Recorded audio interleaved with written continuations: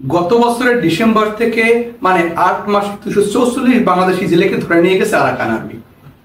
কত শেষ 3 দিনে মোট 33 জেলেকে অপহরণ করেছে এই আরাকান আর্মি। তাহলে বাংলাদেশি কোস্টগার্ড এবং বিজিপি সীমান্তে কি করছে? এই বিষয়ে সরকারের দ্রুত পদক্ষেপ নেওয়া দরকার। একদিকে ইন্ডিয়া বর্ডারে বাংলাদেশিদেরকে গুলি করে মারছে, অন্যদিকে আরাকান আর্মি বাংলাদেশিদেরকে ধরে নিয়ে যাচ্ছে।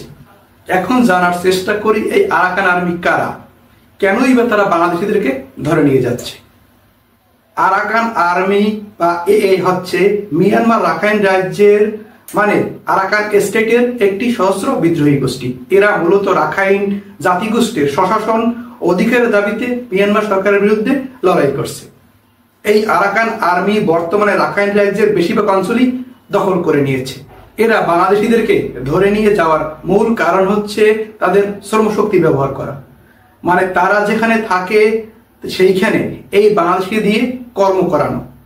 দ্বিতীয়ত মুক্তিপণের জন্য তারা এই অপহরণগুলো করে থাকে, মানে তাদের টাকার প্রয়োজন হলে তারা বিভিন্ন সময় অপহরণের নাটক করে, মানে তার মাধ্যমে তারা টাকা আয় করে। তৃতীয়ত সীমান্ত এলাকায় প্রভাব বিস্তার করা, তারা জানান দিতে চায় সীমান্তে তাদের ব্যাপক প্রভাব রয়েছে, এই জন্যই প্রায় তারা বাংলাদেশিদেরকে ধরে নিয়ে যায়।